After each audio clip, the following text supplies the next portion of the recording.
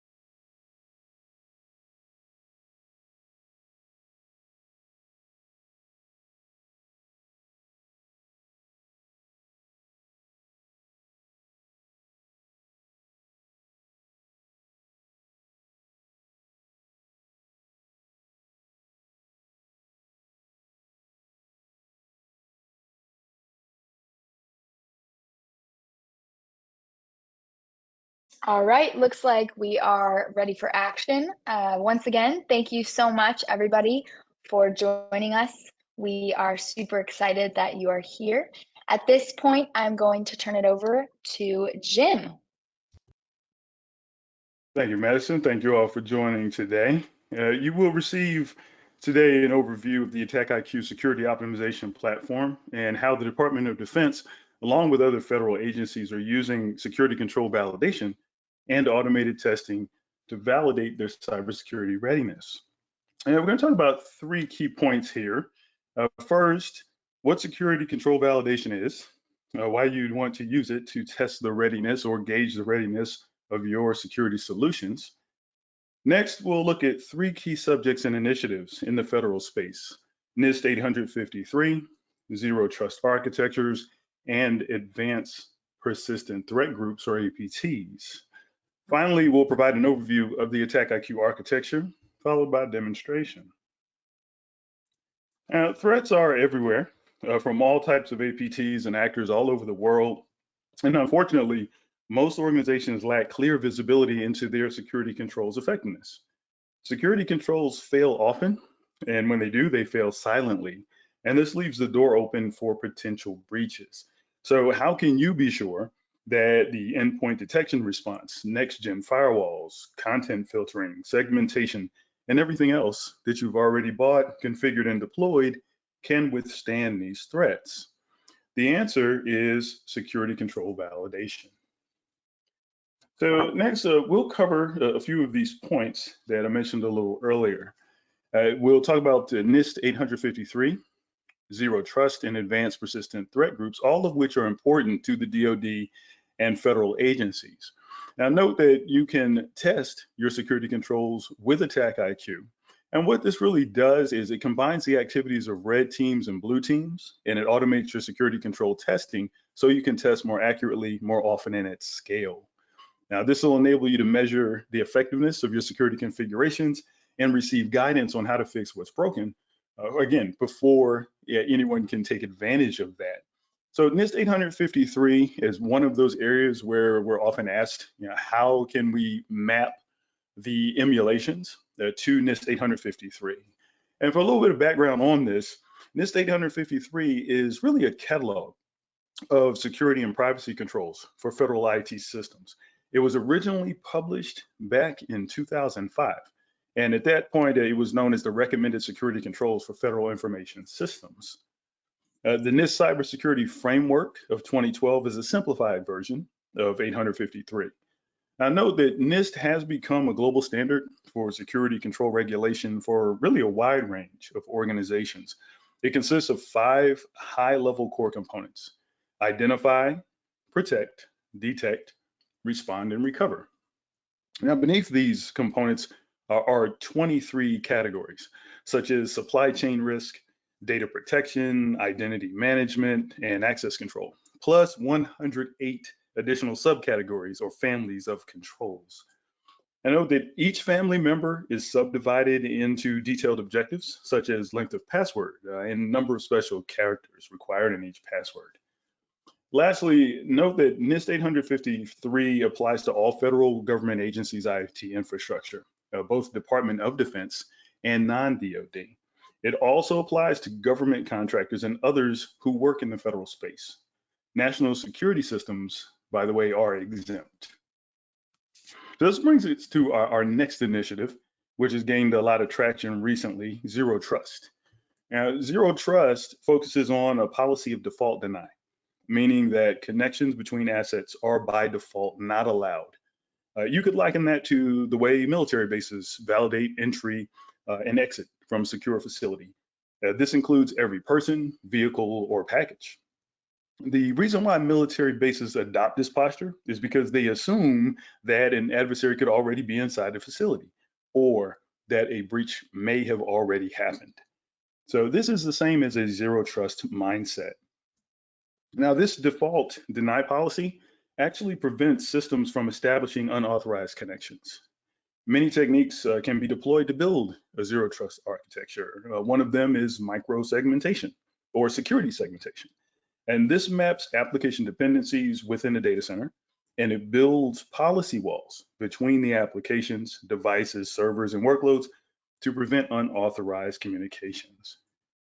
Now, over and over, intruders have used lateral movement tactics to infiltrate data centers and gain access to high value information. Zero trust is a key step in stopping intruders' lateral movements between data centers and cloud environments. If you have a ZTA in place, an intruder, while they might be able to access 3 servers, they won't be able to get to 3,000 servers. And this prevents the spread of breaches like we've seen in OPM, Target, and unfortunately SolarWinds. Note that the hallmark of zero trust is simplicity. Every user, packet, network interface, and device is untrusted. So this was the brainchild of John Kindervot, who was the founder of this zero trust model.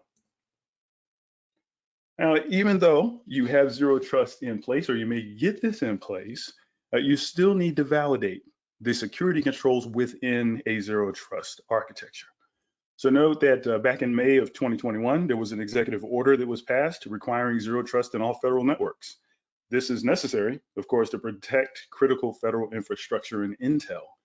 However, zero trust architectures still require endpoint protection, firewalls, intrusion detection, and so on.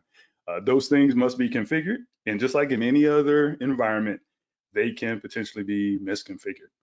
So thus, we recommend what we call zero trust, but validate. Validating these security controls and segmentation policies regularly will provide a level of awareness and occasional penetration that when you're doing this every now and then, it actually cannot give you that. So lastly, we'll talk about advanced persistent threat groups. Here are just a few of the many advanced persistent threat groups that are known to target governmental agencies and the military. The security control validation capability enables federal security teams and cyber warfighters to gauge how well they are able to detect and prevent attacks by these actors. If you're familiar with the MITRE ATT&CK, these groups and many others are already out there in the MITRE ATT&CK framework under the groups page. And so you can kind of dive in if you're familiar with it, attack.mitre.org, and you can go in and you can get some information on how these groups operate, the types of techniques that they've been observed to use, and so forth. But with AttackIQ, you're able to mimic these groups in a number of different ways. So next we'll talk about the AttackIQ platform, and then we'll get into the demonstration. The AttackIQ management server is the core component of the system. It can be deployed a number of ways as a managed SaaS cloud, an on-prem virtual appliance via an OVA file. We even have the ability to modify that OVA file if you need to put this in an air-gapped environment, and also via Amazon Machine Image or AMI if you have an AWS environment. The platform itself, as you'll see me go through in the demonstration, can be reached using a web browser. over TLS 443. All the product functionality can also be accessed via API. So if you have advanced users and they wish to do things programmatically, that is possible. The second component is known as the integration manager. This communicates to your third-party security technologies via their native APIs. And what this enables you to do is send details of AttackIQ assessment activity, and that's how you test your security controls via what we call assessments. Assessments consist of scenarios, and the scenarios are Python scripts, a library of which that enable you to mimic or emulate different tactics, techniques, procedures, such as lateral movement, Windows credential theft, and many, many more. But when you run these assessments by way of devices that have the AttackIQ agent on them, there is the ability to, via the integration manager, communicate to those third-party security technologies when it comes to the scenarios that you've run. In other words, if there are any logs or alerts that are generated by the scenario activity, let's say by the EDR tool that's running on the test point, then you're able to verify that via the integration manager. So we call this validating the security pipeline. The integration manager doesn't cost anymore. It comes with the platform. It's just a matter of whether or not you turn it up and you decide to use it to, again, verify those logs and alerts. So now we'll get into the demonstration in which you're going to see. We'll use our live environment, VLAN 18 and VLAN 23. These are our production networks. Note that AttackIQ is a staunch proponent of testing in production because you can do it safely with AttackIQ, you can do it at scale, and it enables you to see the status of your security controls as currently constituted and configured. So what we'll do, we have a couple of assets that are equipped with our lightweight agent. Note that this agent, it runs in stealth mode.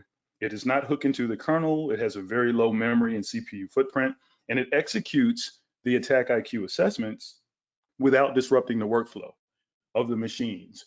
Because of course, the idea is not to brick a machine or cause any damage. You want to emulate the attacker techniques from the perspective of, let's say, a machine that's been compromised. We have 3 versions of the agent today, by the way. We support Windows, desktop, and server, multiple versions of Mac OS, and also Linux distros. So here's what you're going to see. We're going to tour the AttackIQ management interface and its features. I'll show you the scenario and assessment content. I'll show you the different categories that are included within the platform. And then I'll show you how to launch an assessment. It's very easy to do. We'll also show you how to set up scheduling and notifications.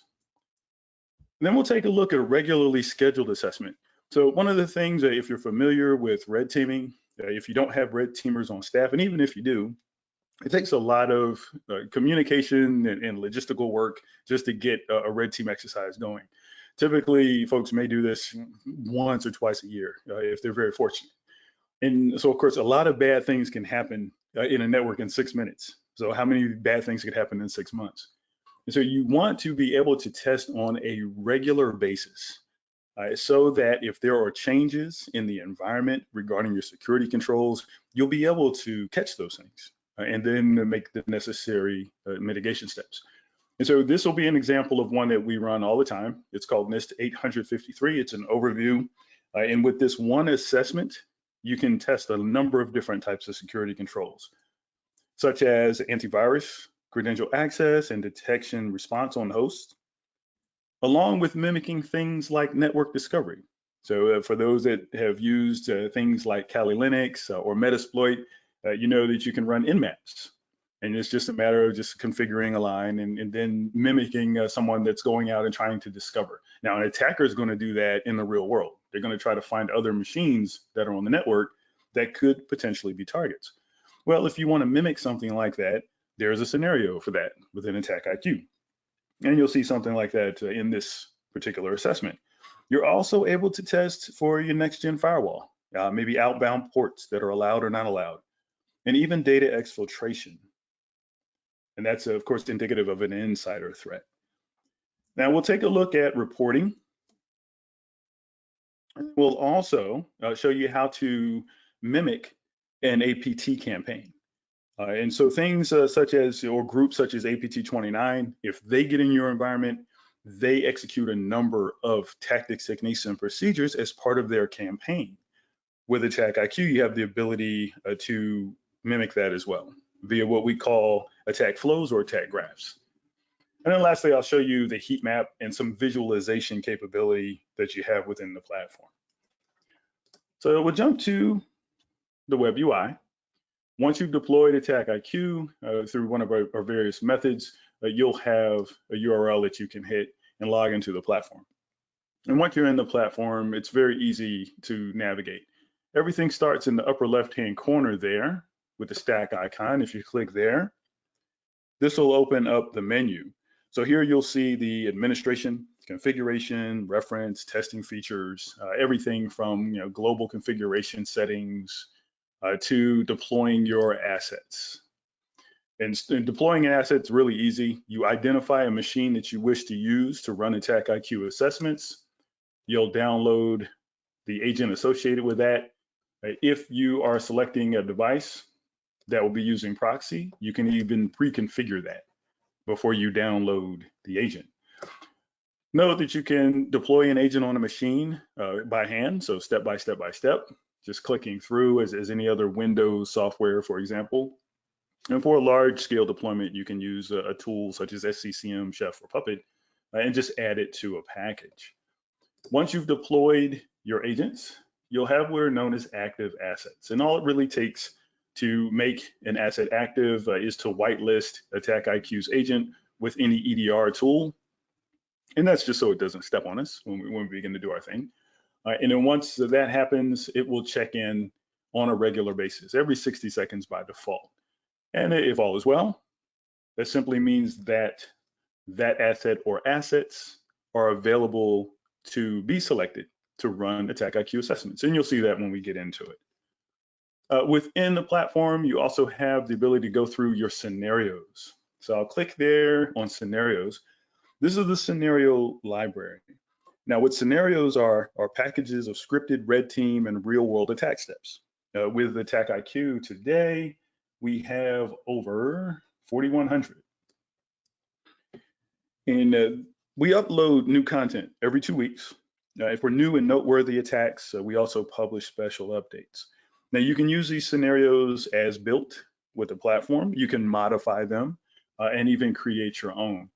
So let's say you're interested in testing for maybe some MITRE attack tactics, perhaps something like exfiltration. So you can simply come here. You could even type exfiltration in the search bar, or you can find the exfiltration category and you can click. And now AttackIQ has filtered out all of the scenarios in the library that are related to or have some component related to exfiltration. If you want, you can click on any one of these to learn a little bit more about it.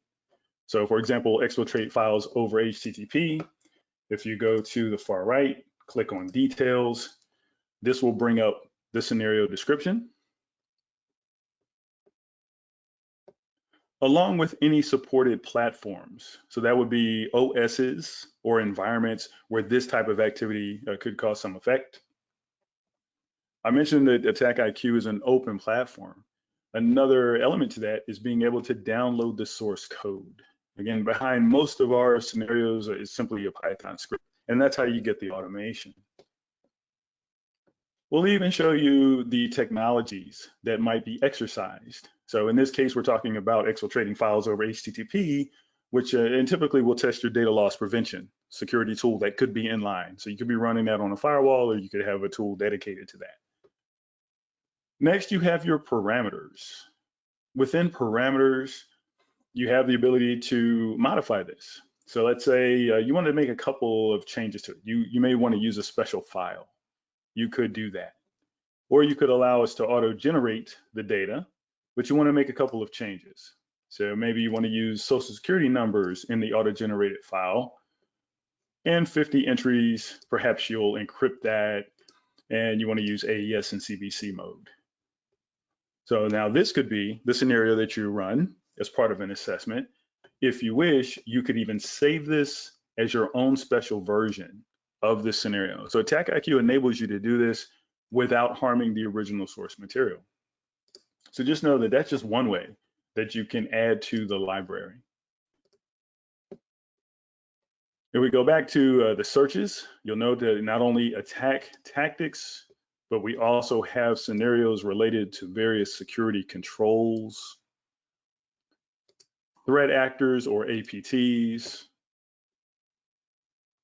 and even sub-techniques by technique ID. So there's a lot there within AttackIQ to work with.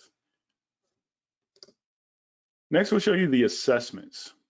So if you click on the icon in the upper left, click Assessments and Template Library. Now you have the assessment. So the way that the AttackIQ platform is built when it comes to the hierarchy of testing, you have assessments. Within assessments, you have tests. The tests are just folders. And then within those folders, you have your scenarios. The assessments are also categorized. So let's say you're interested in the case of the DoD, they're often interested in compliance under NIST SP 853. So you'll see the various templates that are pre-built. If you click on any one of these, you'll see a description, you'll see the tests, and then you'll see the underlying scenarios. So think of this in much the same way that a manual red teamer would come in and use varying tools to accomplish the same thing. You're able to do this much faster and at scale with the assessments. Some other things that you could look at here would be security control validation. That category helps you drill down if you're interested in testing specific security controls by a manufacturer, for example. So again, we have a number of different security controls that we have built out. Again, these are based on what they say they can stop. It's not our idea. So if you have a carbon black baseline policy, for example, this is what they claim to stop. So if you deployed this particular product, you wanted to test it as part of a POC, let's say, you can test it. And if everything is configured correctly, then you should get 100%. And sometimes that happens, sometimes it doesn't. And that's the idea here. If you wanted to launch one of these, again, very, very easy. So let's go back to our compliance. I'll select any one of these. And if you click on the assessment and create assessment, create new. And now you're in the setup page. So within the setup page, you can come in, you can change the name of this assessment, you can make it unique to you.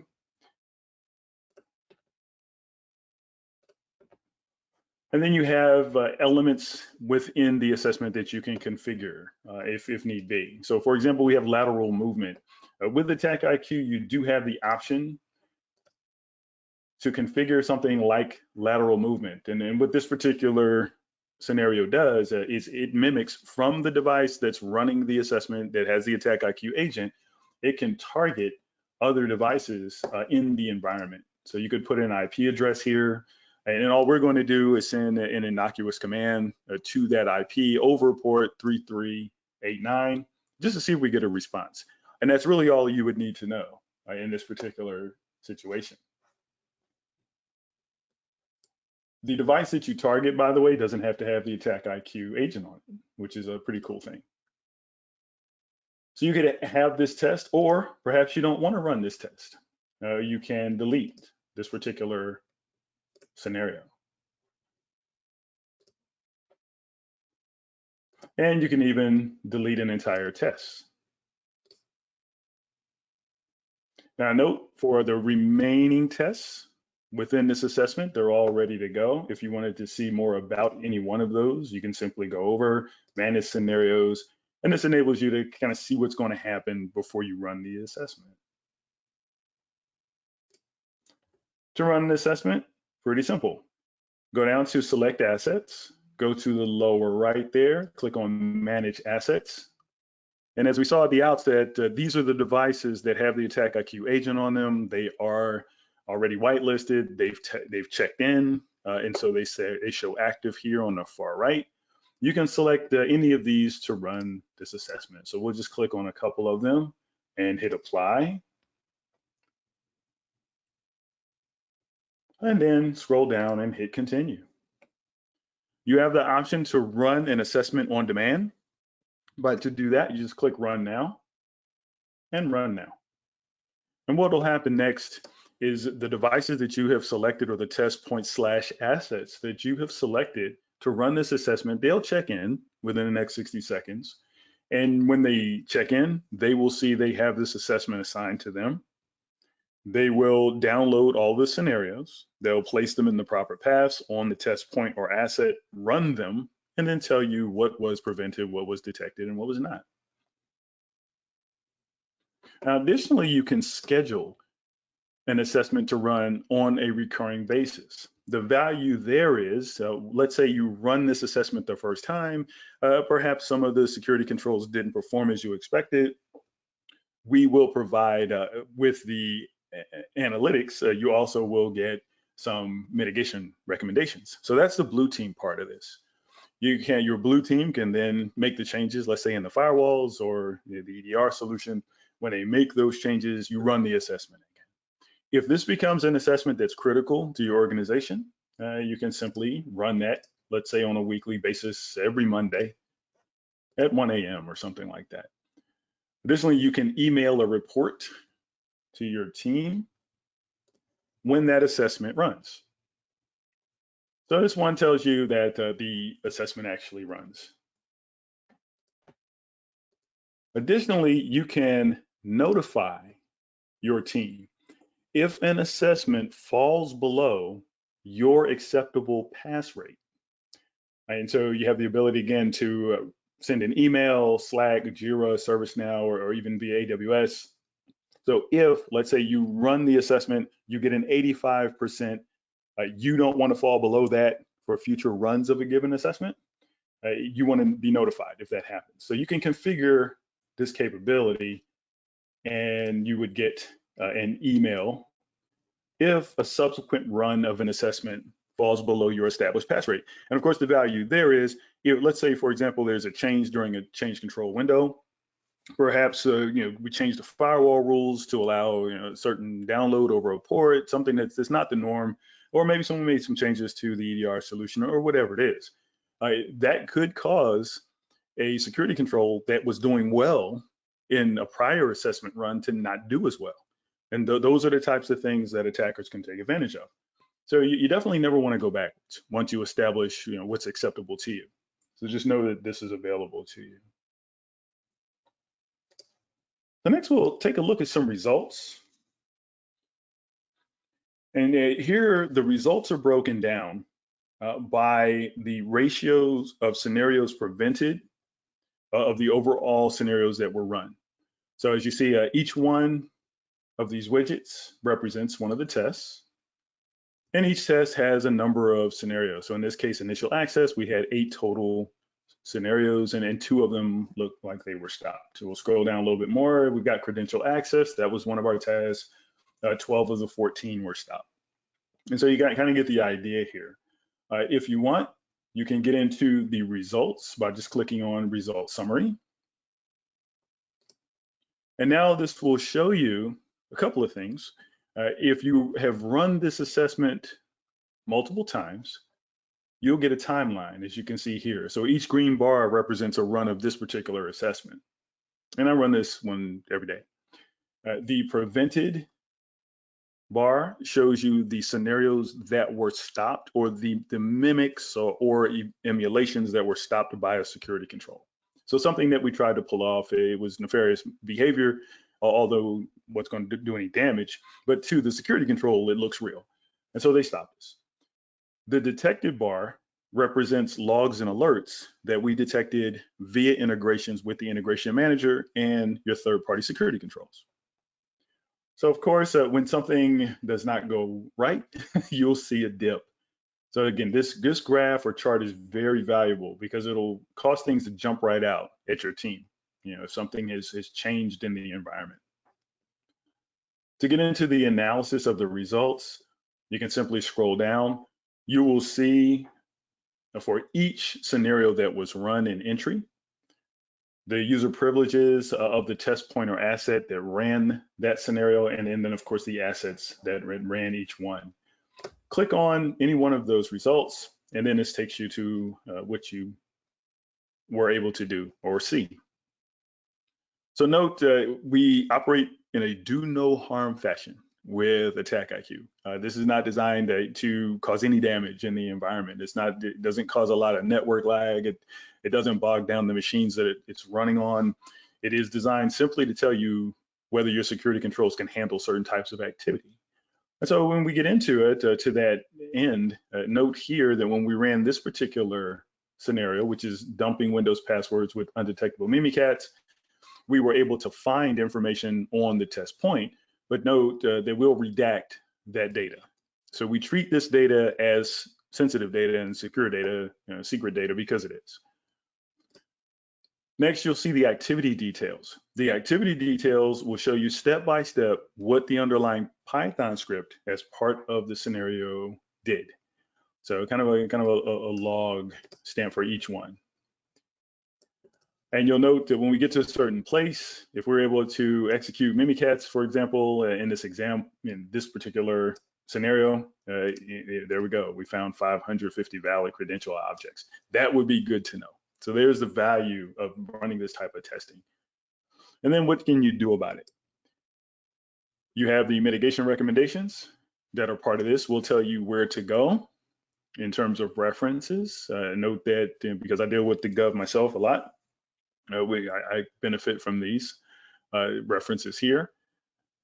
And then we'll also send you to any AV or actual step-by-step instructions. So think of this as your blue team playbook once you've run the assessment and underlying scenarios. If we have any detections in the form of logs through Integration Manager, that's available as well. And then any observable details. So you'll get those in sticks format. This is an example of a report. So when you run your assessments, we have a number of different types of reports that are available with the solution. We have everything from summary reports, which are more executive briefing type reports, very short, to the point, 2-pagers, all the way up to MITRE attack-based reports, and even NIST SP 853 that you see here in the form of a detailed report, which I like to call a technical report. All of the reports have the executive summary. So a little overview of what this assessment accomplished, the glossary of terms or definitions, and then the status of the assessment, and then the all-important report card or the test overview. So each test that was run as part of the assessment, the number of scenarios contained within, the user privileges that this was designed to run on top of the devices that were running the assessment or our assets/test points, and then the technologies that were tested. And of course, the prevention and detection number. So again, what you're seeing here is in the case of initial access, we have 4 scenarios, 50% of them were stopped. That's really what that's telling you. So bare bones data that leadership doesn't have today. Typically, a security control is not tested until an attacker tests it. So wouldn't it be great to have this kind of data up front, and you can make the changes before the attacker can take advantage of gaps like this. This is a detailed report. So we get into kind of in excruciating detail regarding mitigation recommendations. And then for every scenario that was run, we give you the overview and step-by-step. So again, this is a detailed report. There's a number of different ones that are available. The next thing I'll show you is what's known as an attack graph.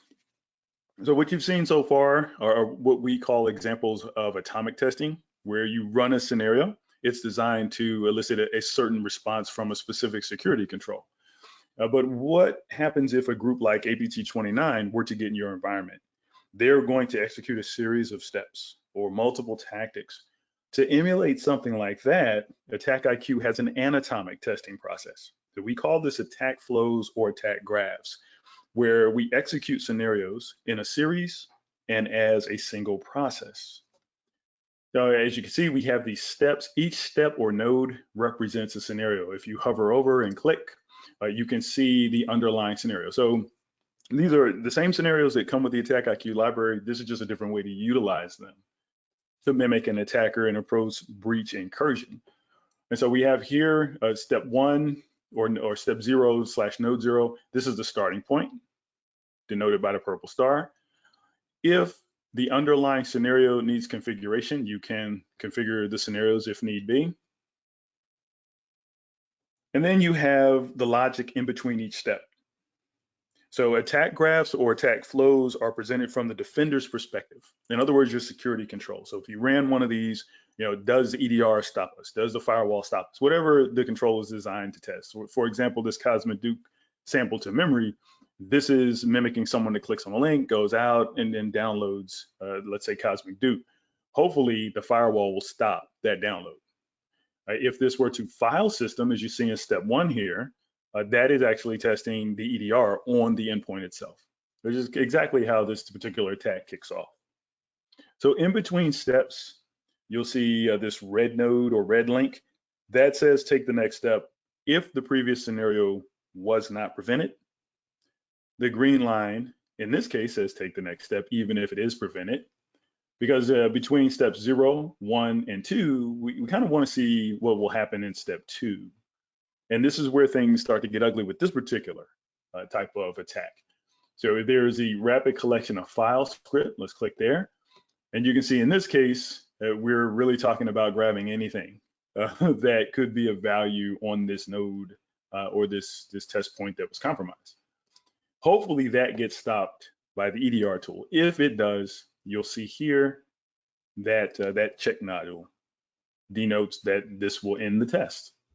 So what this tells you is if APT29 gets in the environment, how far could they theoretically get? This is an example of our heat map. This is under assessments, MITRE matrix. We're aligned very closely with the Center for Threat Informed Defense. As a matter of fact, we're a founding member of the Center for Threat Informed Defense. And we also get the inside baseball on the things that MITRE does. They have this wonderful repository of attacker tactics mapped to your security controls in this case. And so we're able to mimic that here with this heat map.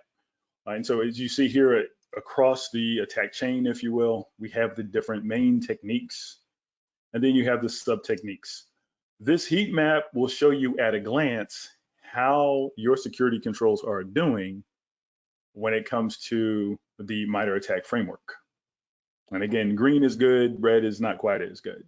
So just note that this is a way to show anyone that's interested, hey, how are we doing with this purple teaming testing or the security control testing? You can kind of bring them to this page and show them. Additionally, we have dashboards. So we have added Elastic and Kibana to the platform, and this enables customers to see the cumulative results of their continuous security validation. So the visualizations are presented in multiple formats. It's just one example here. You can create your own. There are a number that come with the platform, but this enables you to build your own dashboards or use dashboards to visualize things in a very impactful and powerful way. So you can see things such as riskiest scenarios, that kind of jumps out. Undetectable Mimikatz is pretty effective in this environment. That's really what you see there. So just note that there are a number of different ways that you can report on and use the data.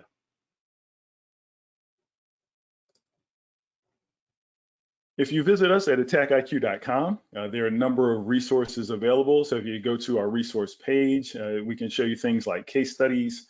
In the case of the DoD, we have one that was done with the US Army. They're actually our largest customer on the Fed side. We have an ATO, or authority to operate, with the US Army. And so we did this, we have 2 versions of this. This is a pretty good paper. We also have another one with the US Defense Contractor, along with many other verticals. I mentioned a little earlier, the Zero Trust strategy and initiative within the DoD. This was in a release that happened on the 22nd of November, so it just passed. And so they've released their zero trust strategy and roadmap. So this is a real thing. There are a lot of organizations, not only in the DoD, but different types of verticals, and they're trying to go towards zero trust. And zero trust is a great framework, but it still will have security controls. Those security controls can still be misconfigured. So you would be smart, let's just say, to test those. And so just note that zero trust is not mutually exclusive of security control validation at all. And to that end, we have a guide that you can come to AttackIQ and register for. This is our Zero Trust 101 guide. So we did this in partnership with Illumio, one of the vendors in that space. So if you're interested in how you can utilize security control validation along with Zero Trust, you're definitely welcome to come check that out. And then lastly, we have the AttackIQ Academy. So we invite you to check this out online. It's our way of giving back. It's totally free for partners, prospects, students, customers. And the AttackIQ Academy offers a number of different courses, high quality courses, videos covering everything from MITRE ATT&CK to purple teaming, security leadership, and much, much more. There's a video on how to emulate APT29 using breach and attack simulation, for example. So just know that if you come here and you go through some of these courses, you also get CPE credits and Credly badges for certain courses. So we hope that you enjoyed today's session. At this time, I'll turn things back over to our moderator to see if we have any questions. Madison, back to you. Thanks so much, Jim. Not looking like we have any questions at the moment, but once again, if you ever have any questions that pop up, we are always here. So please don't be afraid to reach out to us or in particular, Jim. Once again, thank you so much for joining us today, and we will see you at the next one. Have a great day.